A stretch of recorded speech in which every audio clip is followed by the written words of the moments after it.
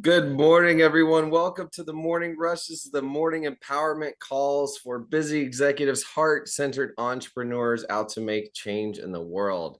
And if you are here, you are part of the change. Thank you for being here. We know your time is valuable, and we so appreciate you spending it here with us. Together, we are family. Thank you for that, Rianne. Today, we are talking about well, I'm here with my co-hostess with the mostest money coach, Chris. Chris, how you feeling today? I am feeling amazing. So excited to be here today. Would you like to introduce our topic today? Yes. So the topic today is know who you are, and by surrounding, like, who do you surround yourself with? Right? So we've been talking about it's Jim Rohn. Did I pronounce his name correctly? Jim Rohn. Jim Rohn. Yeah, he is incredible. Have you guys listened to his stuff? Have you Absolutely. heard like his powerful wisdom? So today we're going to be talking about the idea of, like, you are the average of the 5 people that you hang around. Do you guys believe that to be true? Absolutely. I assert Do, so. yeah. Do you guys feel like do you think that you get to know who you are with understanding the people that you're hanging around? Yeah. Definitely. So for me, I have been on this journey for a while, and I feel like I finally know who I am. And it helps me to realize the energy that I'm putting out in the world and who I want to surround myself with, right? So for me, people ask all the time, like, who are you? Or what do you do? Like, a lot of times we answer with, especially in America, we answer with, what do you do for a living? I'm a financial planner. I'm a mom. I'm a wife. I'm a whatever I'm doing, instead of whoever we're being. And I found recently that knowing who I am, so I am a human that is here to help spread love and compassion and allow people to feel worthy around everybody that I'm with. So to me, like, it's so powerful who we hang around, and it's so powerful to understand who we are. I love. Beautiful. Well said, Chris. And Jim Ron said, to figure out who you are, let's say you don't know. I spent my whole life, I knew pretty well who I was. Like, I was a sensitive dude and touched my feelings and maybe good in crowds. But I had some fears and experienced hypersensitivity. But I saw like I had a lot of gifts to give the world, but I was my own worst enemy. So if I start to look at who I'm surrounding myself with, it was actually pretty clear that a lot of the people around me weren't pulling me forward in life. And as I started to take better care of myself, I started to surround myself with healthier people. And suddenly I saw my life getting better and better. You are the rising tide lifts all ships. But Jim Rohn says you are the average of the 5 people you spend the most time with. So if your thoughts create your words, create your world, and all the thoughts you're having are mostly the information you're taking in from the people you care about, their judgments, their expectations of you, how they listen to you, how you think about how they listen to you, right? And and Jim goes on to say, don't just join an easy crowd. You won't grow. Go where the expectations and the demands to perform are high. I like to say, go where it's warm, go where it's light, even if it's not always comfortable, right? We become, on choosing associations, Jim said, we become the combined average of the 5 people we hang around with the most, their attitudes, behaviors, and results rub off on us. One of the best ways to elevate your character, Jim says, is to become very choosy about the people you allow into your inner circle. We talked about this in our masterclass on Saturday, healthy boundaries, right? If you train people how to treat you, who are you letting into your life? Who are you, what are those people, what are their behaviors? And positive influence. Jim said, surround yourself with only people who are going to lift you higher.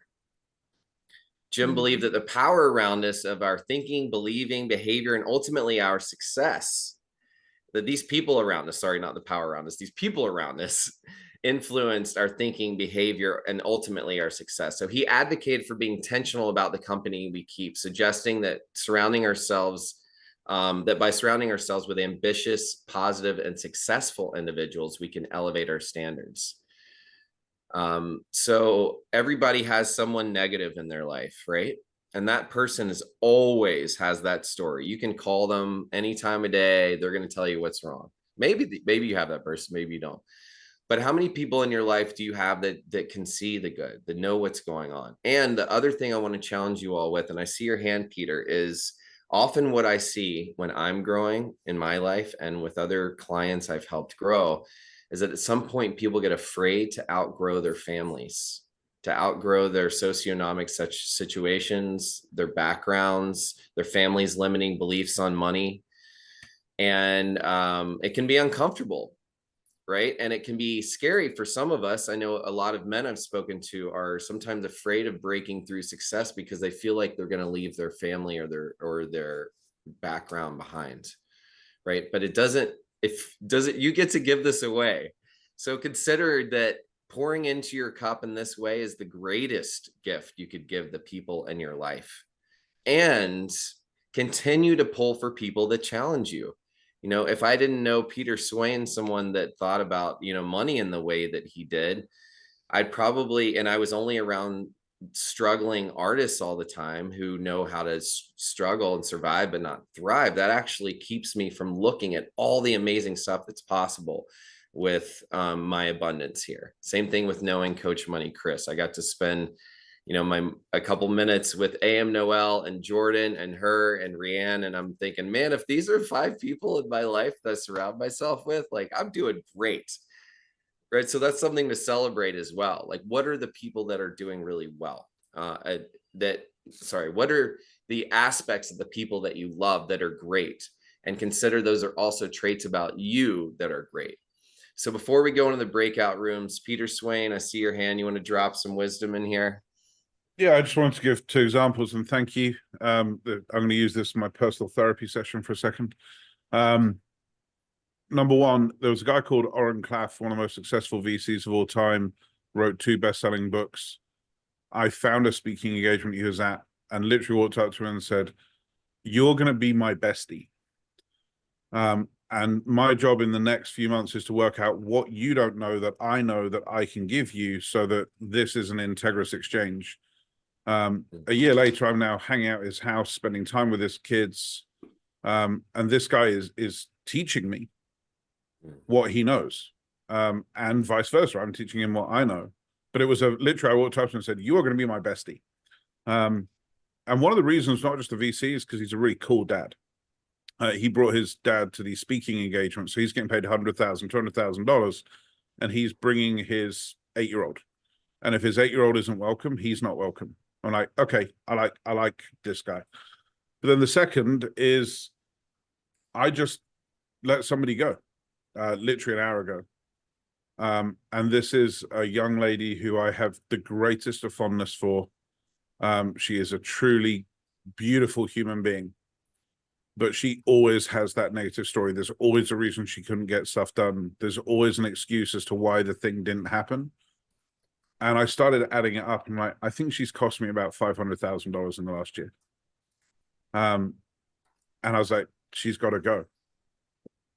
And I guess what I was just trying to say to everybody is this exercise of getting those 5 people, not being accidental, but being intentional, can be very painful. But we don't grow if things aren't hard. They're intrinsically connected. And today will be the only day of the year that I drink, because it's when I let somebody go is the only day I drink, because it sucks. It's the hardest thing I ever have to do, and I don't want to do it. But it had to be done because otherwise the company doesn't succeed. And the mortgages that I have to be responsible for don't get paid. And the kids I have to be responsible for don't get fed. And this isn't about me. This is about protecting the thing. And I don't need people close to me that aren't going to perform. So it sucks. It can be hard, but the outcome gets you the rewards that you deserve, that allow you to do the things that you need to do. Mhm. Thank you, Peter. I want to say one thing, Chris, about this, because I've had people say no to me in my life and remove me from certain situations, and relationships. I've gone back and thanked them years later. You know, even if I didn't understand at the time, no can be one of the greatest gifts you give someone. So I just want to encourage that too, for all of you recovering people pleasers out there like me, who've been yes people your whole life. Like no is a complete sentence and can be a gift. Yes. So Dave, I see you too, but before I call on you with that, Ben, what Peter just said and how he had to let someone go, and it's hard too, right? But you have to like look at your whole organization, and if somebody's bringing down the whole group or it's not productive, for me, I'm a huge people pleaser or recovering people pleaser. And I had somebody once tell me, a mentor, when I was trying to figure out if I should let somebody go because I was worried that it was going to ruin their life and all these things. And they said, he said to me, how narcissistic of you to think you're the only one that can fix their problems. And I was like, oh, and that just hit me, and realized too, when you have a person on your team or even somebody around you that maybe is failing or negative or just not being their best version of their self, when you can let them go, sometimes that's the most powerful thing that you can do, because it shows them, like Ben was saying, like, thank you for saying no to me. It allows them to feel, oh, okay, this wasn't a good place for me, or oh, I really need to change what I'm doing. And that's the effect, that's the change that they need. So Dave, real quick before we go into breakout rooms, I'll call on you.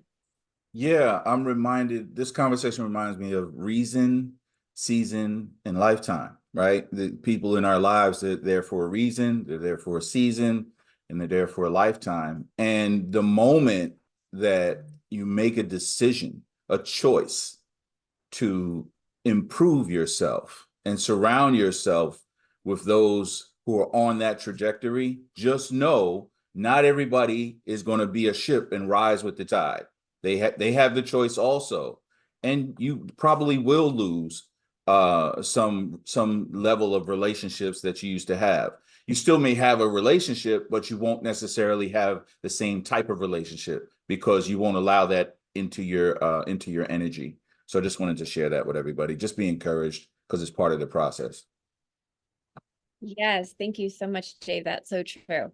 So now we're going to get ready to go into breakout rooms. And our exercise in the breakout rooms is who are the 5 people you surround yourself with? What are the best traits about them to help you grow? And anyone new that you want to invite to your circle. So think about, like, who are you hanging around with? What are their best traits? And again, like, what are their best traits that are helping you grow? That's important too, right? And then is there anybody new, whether it's somebody on the morning rush or somebody in your workplace? Or I love what Peter did. Like, he sought out this speaker and was like, we're going to be besties. Like, who is that person? And there's no limitations. If it's somebody that you don't know, but you're attracted to them in that way, there's no limitation. So I challenge you guys all with those thoughts, and let's head to the breakout rooms and we'll be back.